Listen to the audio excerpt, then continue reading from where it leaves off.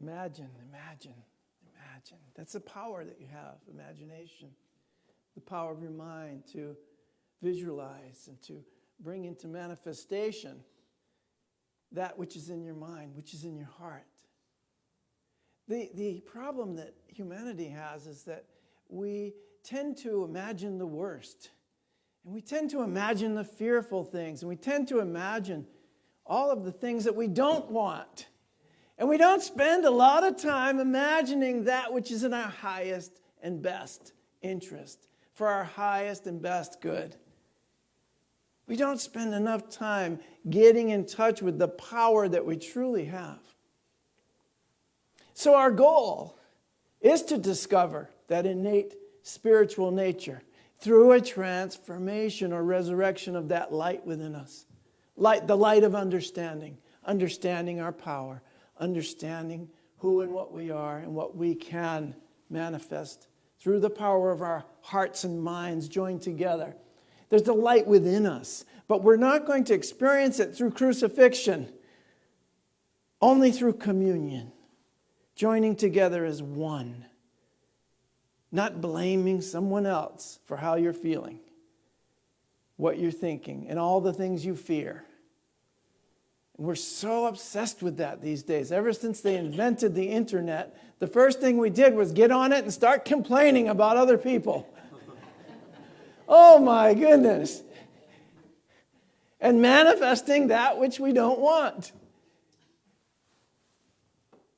Now we're going to change that. It's time for us to flip the script and consciously cultivate community. Cultivating a conscious community. I couldn't fit that on the sign, so I put cultivate conscious awareness, and a light bulb went off. I realized you need to do that first. You have to cultivate the awareness within yourself, and then you'll be able to do it in community. So many times we go and create the community, and what happens? They bring all the old baggage. Everybody gets together with all their dysfunction, and somehow we think it's going to be different than what we experienced in the world. Well, now I got this great community. We all came together and we argued and fought about how to do it. Darn it, that's what I was doing before. No, we're going to cultivate conscious awareness within ourselves about what's going on inside. One of the greatest spiritual teachings we have is that we can embrace right now is the idea that we are one. So just doing that meditation that James offered us of first loving ourselves, being aware of the love that we need, and giving ourselves that love. Then loving someone that's easy to love. Then spreading out among the ones who are around you. Then sharing it with the world. And keeping it totally loving and positive. Everyone deserves the same love that you need. But guess what? The good news is you can accept it first. Take it in. Accept it. Know that's what you are. Then you can go out and walk in your power. Fully healed and whole. Because you are loved. And you know it. I'm so grateful for that. You know, Lily reminds me every time I'm having a difficult time with the world in any way, she says, just remember how loved you are. And that gives me the strength to go and love those who don't feel that they're worthy of love. Of course, that's why they're attacking you. Of course, that's why they can't get along with anyone because they haven't felt that love. And I love that meditation so much, meta meditation from James, because it says, picture first yourself as a little child in need of love. Give that child the love that it needs. So if you picture those who you thought were outside of you as a little child, give that child the love. You don't have to go straight to the adult that's attacking you. Picture them as a little child. That makes it a lot easier.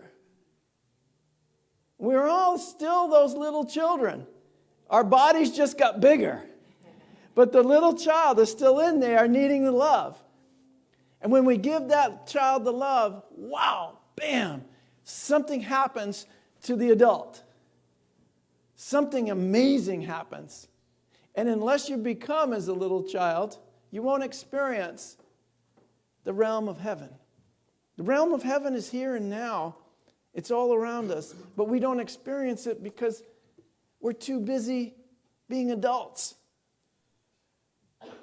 So there's a growing awareness here that we can become conscious of our oneness individually, and then our connection with each other and the planet and all of creation. That's important. But I don't believe we'll take the time to take care of the planet until we take care of one another. So there's a growing awareness that human beings... Oh, wait. How did we get there? I skipped one. I must have not sent it to the slide person. There's a growing awareness that human beings are actually hardwired for compassion, cooperation, and unconditional love. Just put that slide up there in your mind. A growing awareness that human beings are born hardwired for compassion, loving one another, taking care of one another, having empathy for one another, cooperation, working together, coming up with solutions that we can all abide by that are for the highest good of all. Not just me. And I don't care about the other guy, as long as I get mine. It's not like that. That's competition. That's I want to win, and I don't care who loses, as long as I'm winning. And that's not going to help you. Because the person that you place out there is a part of you. So you're placing a part of yourself out there. You're placing yourself out there. You're attacking yourself. This is the teaching that we've been teaching a long time in A Course in Miracles. It's addressed very vividly in stories in Lily's book called Finding Healing at the End of Arrogance. And it's stories of how we use the principles of A Course in Miracles to heal our minds from the idea of separation. Because if we're attacking ourselves, if there's not another person out there, it's just me and another body sitting in a different chair. That's all it is. It's just you sitting in a different body in a different chair, a different space-time location. How could the molecules in your body stay in your body? They don't. It's an open system. They move through your body and they move into the other bodies, and they're coming and going all the time. So the molecules that were once in your body are now in mine. Thank you. Woohoo! That feels good. Oh, I don't like that. I want to keep everything separate. I'm not sharing molecules with you. Too late. Next time you see somebody you don't like, say that in your head. He'll laugh. I'm not sharing molecules with them. Oh my goodness. Too late. It's a funny thought, isn't it? So if we want to cultivate conscious community, we got to realize, first of all, we're sharing molecules. It's too late. We are one. We are one spiritually, emotionally, and physically on a subatomic level. If we want to cultivate conscious community, we have to start with ourselves, cultivating that conscious awareness. What's going on within us? Awareness of our thoughts, our beliefs, our feelings, our emotions, our thoughts. What are you thinking right now? Your feelings, how are you feeling? Your beliefs, what do you believe about this? Whatever's going on right now. What do you believe about sharing molecules? See, when I say something like that, it sparks something in you that automatically creates a search. It's like a computer. You are automatically, the search engine is going for, what do I believe about us sharing molecules? What do I believe about us being one? What do I believe about my thoughts create my reality? So you're automatically going in there and searching your beliefs and upgrading and updating them as well. You're growing right now. You're in spiritual growth right now. And you don't even have to do anything. You're just sitting here allowing Spirit to teach you who and what you truly are. Isn't that amazing? I love it. And so we become conscious of that. To me, it's the most effective way to cultivate conscious community, cooperating, loving, peace-filled community. Because, okay, we're aware of our thoughts, our feelings, our beliefs, and we have an acute awareness now of how we're affecting others with our words, our energy, even our thoughts. How we are affecting others. And that's a really important thing. And when you run into somebody who doesn't care or who is not aware, let's say, of how they're affecting others, what it does, if you're aware of yourself, it allows you or it forces you to become more aware of your own thoughts, feelings, actions, and beliefs, and how all of that is affecting those around you. So that's the third principle of unity. I'm just kind of taking it to another level. We create our experiences by the activity of our thoughts and feelings and beliefs. Everything in the manifest realm has its beginning in thought. That's the next step. Everything in the manifest realm is my responsibility. Wow. Not only can I affect it in a positive way, the only way I can affect it is in a positive way. If I try to jump into opposition to it, I'm giving it more power. And so it's more real for me, and I haven't done anything. We talked about that recently, resist not evil. So our job is to increase our conscious inner awareness. From there, we can begin to pay attention to the outer world. First, the inner world. The outer world will take care of itself. Create a different perspective. See, now we're going to see the outer world, but from a whole different perspective. It's that we're manifesting it. Rather than it's happening to us, it's happening for us. It's happening through us. It's not happening to you, it's happening through you. Really important distinction. It's a whole different perspective. It's happening through me. And it's the perspective that outer world is always a reflection or an extension of our inner world, of our consciousness. Now, for a very long time in the New Thought movement, in all spiritual paths and religions, we've tried to use this spiritual principle to create a reality that we desire. I'm going to create abundance and prosperity and health for myself without really taking into consideration the importance of community. Not just our community, but the interconnectedness of the human family. The whole community of humanity and the planet. The plants, the animals, the soil, the air, all of it. We're all that. All of it is us. Every single aspect. We're going to talk a lot more about that next week because we're going to have our wonderful Earth Day celebration. But right now, if we can just let ourselves be consciously aware of our inner world, take some time today and for the next few days to become consciously aware of what's going on within you.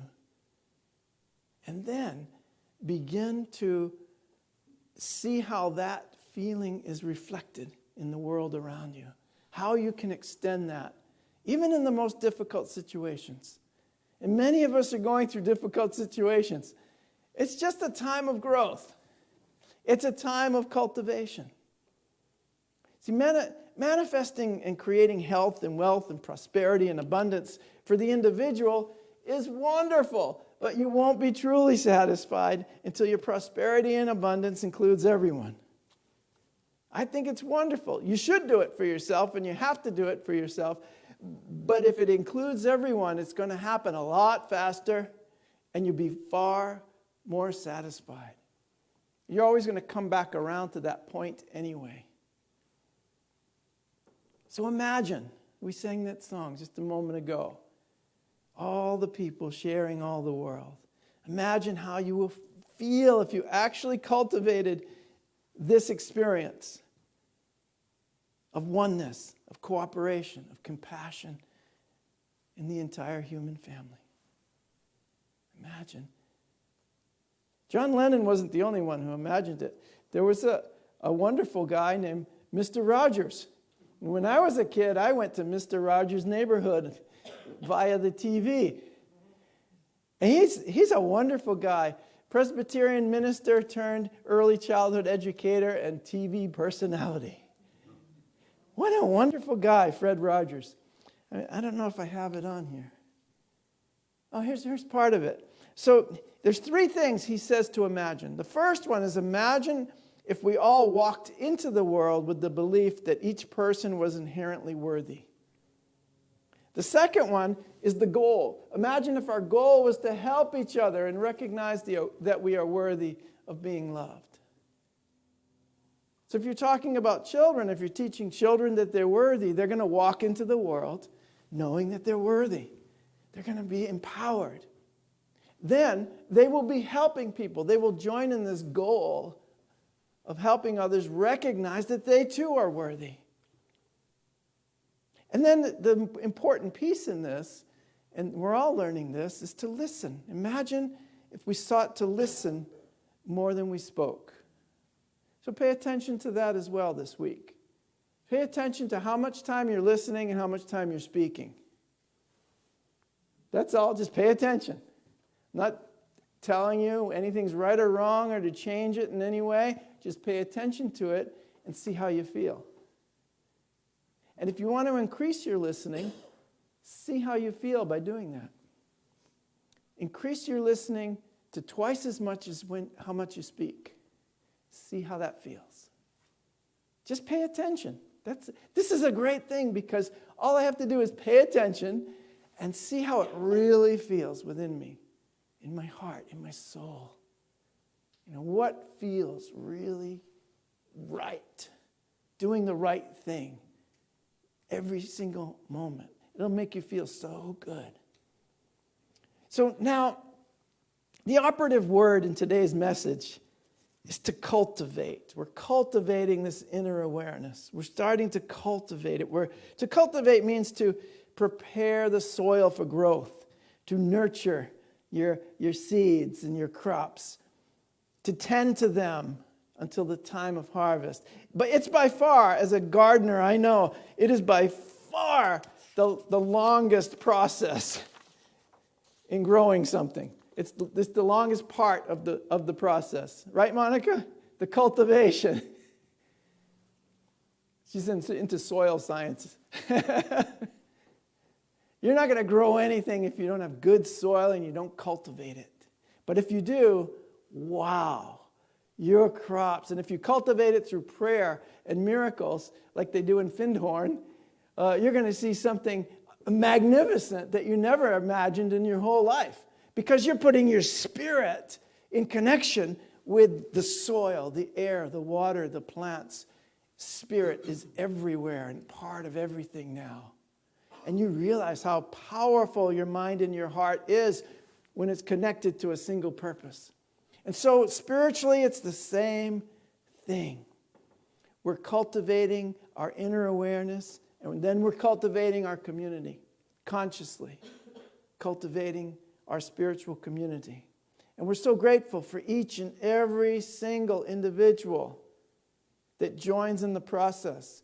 I know if you ever had a really big garden and somebody comes by and helps you weed or turn up the soil a little bit around the plants, just for an hour or two, how grateful you are.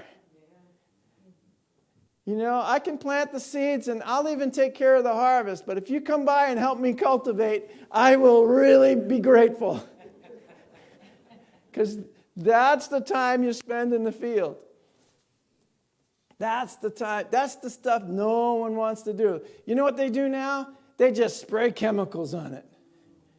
Oh my God, they're missing out on such incredibly nutritious and wonderful food. And what a wonderful process of getting in and cultivating.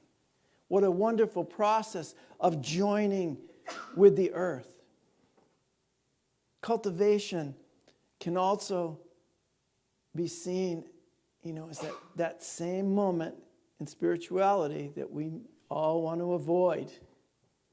Getting in there and healing those things that don't resonate any longer. Healing those old hurts, healing that trauma, letting go of the past, forgiving your neighbor, changing your mind about money and abundance and prosperity, from lack and limitation, and holding on to, it's much better to give because the more I give, the more I receive. Well, no, I want all this for myself, and I'll, if I have $5 left over, I'll share it with somebody. That never worked for me. Do you know why? I never had $5 left over. I never had enough. Changing your mind and your consciousness is the cultivating. Changing your consciousness about the other people around you is the cultivating. Changing your mind about the nature of the universe and the nature of yourself, that's the cultivating. And watch it grow. If you do this, you will watch yourself grow to amazing, amazing manifestation of God on earth. It's time to cultivate.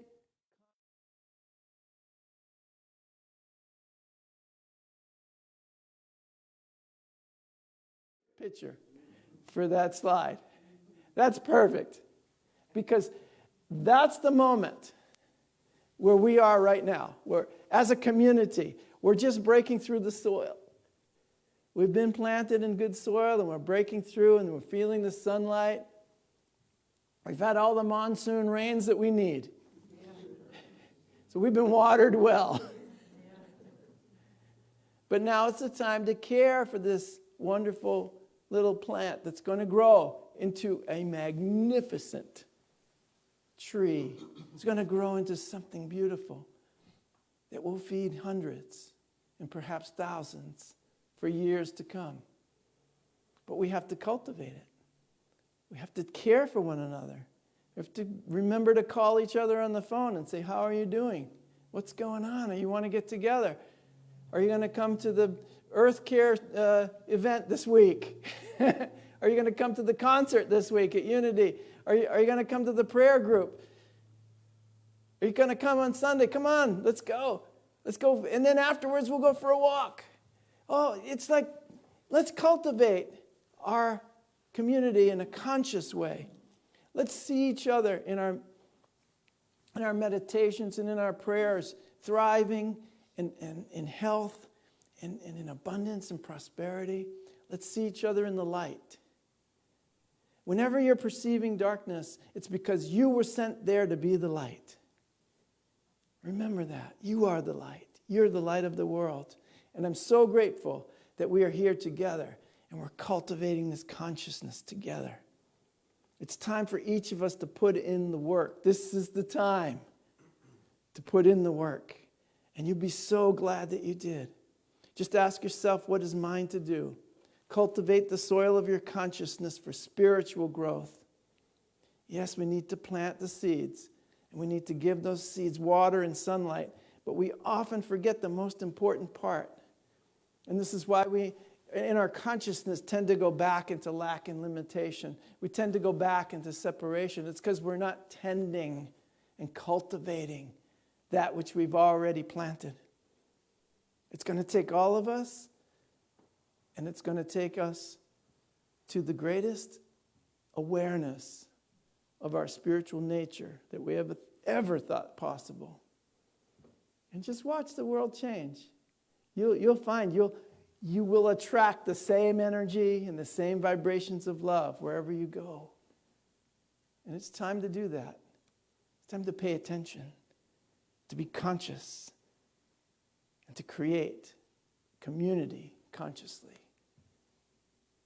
Thank you for doing so. I love you.